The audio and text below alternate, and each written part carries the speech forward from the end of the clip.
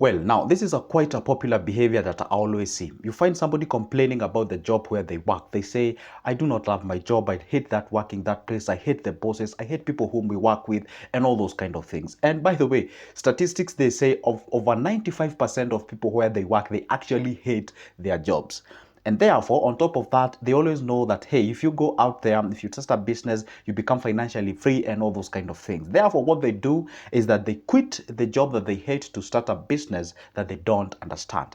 And guess what happens? It's like you get yourself from a frying pan to the fire. All right. So now today's video is all about don't quit the job that you hate to start a business that you don't understand. All right, so that's what I'm going to share with you. Stick around, watch this video to the end for you to get the full maximum information. And by the way, before I do exactly that, do you know that I always post a video each and every day giving you tips, ways on how to make money, invest your money, save your money, and all those kind of things.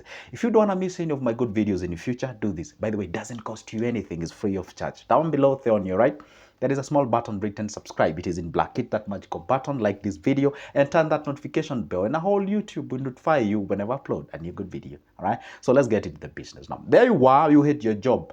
You got some savings, you got some cash, obviously, because probably you've been listening to Good Joseph and you've have some of your savings. Then you feel like, yeah, I feel this is the time now to quit this job, go start my own business, build my dream, and all those kind of things.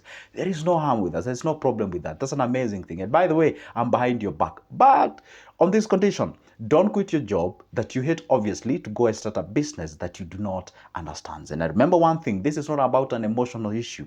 This is a logical issue. What motivates you to start a business is not only you what you hate, but is what you understand, on top of what you love, on top of what the ground dictates. I've seen this quite of a problem. I've seen people who quit their job, all right? They have the courage because they always say, or we always say that is you have to, for you to be a business person, for you to be successful in life, you have to be a risk taker. Number two, you have to have the guts. These guys, they are risk takers and they have the guts. But the one thing that you need to consider as well before actually engaging those two things that you have, which are quite amazing, you have to understand, hey, I am quitting this job. I hate it. Yes, tick. Number two, I want to start my own business. Yeah, which one? This one, tick. Do I understand it? Now, when it comes to tick, you do not have the understanding of that given business. And this is the problem that people make. Say you work in a HR consultation firm and all those kind of things. Sort of a, an office kind of a setup. Now, there you are. You would love to offer those services at your personal level. Therefore, you go, rent yourself a very nice, a plaza somewhere or an office somewhere. You vanish the office. You put some couch there. You put some very nice, chair and what have you, and the screens and what have you. Everything that's required in a typical office because you arguably want to offer what you call the consultation services. Therefore, a lot of money goes towards you coming up with that office. You do not have a platform where you advertise the business. You've never let people know that you're going to start that business because obviously you can't let them know because they are your acquaintances and you're worried if the business doesn't work. You're worried if you can't go back to them. Now, what happened is like you disregard the importance of the social media. Therefore, nobody knows you online. There you are, you sit on your office, no client shows up. Probably you put a very nice brochures and give to people if you need these consultations and what have you. And by the time you realize this office needs some, what we call the recurrent expenditure, paying some things and all those kind of things. That is just but an example of an office. Say you want to start another different business, say a matatu business, say a hardware business, all other kind of things. Perhaps because you interact with individuals who are outside the corporate world and they're telling you businesses are doing good, businesses are doing amazing. Therefore, and you ask them, hey, how much can this start?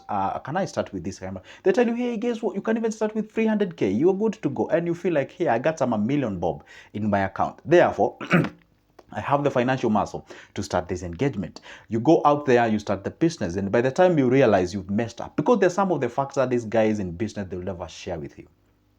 It takes time to build, it takes connection, it takes networking, it takes you knowing more than even close to even 10 suppliers of different commodities. Have you ever seen some of these guys who are running general shop and they tell you that they get their commodities from different people? Like there is where they get the hunger, there is where they get the sugar. The one who supplies hunger, though they supply the sugar, they can't get You get what I'm saying? So you have to understand all those nitty-gritties, those small things, and how you calculate your profit, and also the management services, savings, and all those kind of things. So if you do not have a collection of all those things in place, therefore starting a business may not be the appropriate decision for you to do it. What I can tell you, and I know you don't want to hear about that, stick around to that business, engage with people who are in business, who understands, who offer those consultation and services, and that's where my services comes in. I offer those services pertaining to business engagement, consultations, and coaching, and what have you. If you'd like to get my services, you can grab my number from the description of this specific video. Give me a call, tell me what you want to start,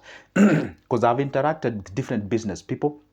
Some of them have started them, so I understand some of the nitty-gritties. I am not saying that I have a monopoly of all the ideas, but I believe I got something that I can share from you or for you. All right, so it's good to engage with people so that at least by the time you get your foot into the business, you already know what is expected of you. Sometimes I do receive calls from individuals and tell me, hey Joseph, hey, I really want to talk to you, I really want to say, fine, I'm here, I'm all ears, what are you gonna say? They tell me, hey Joseph, you know what, I don't think this business is actually doing good. And ask them, let's talk about the numbers. Let's not put the emotion aside. Let's talk about the numbers.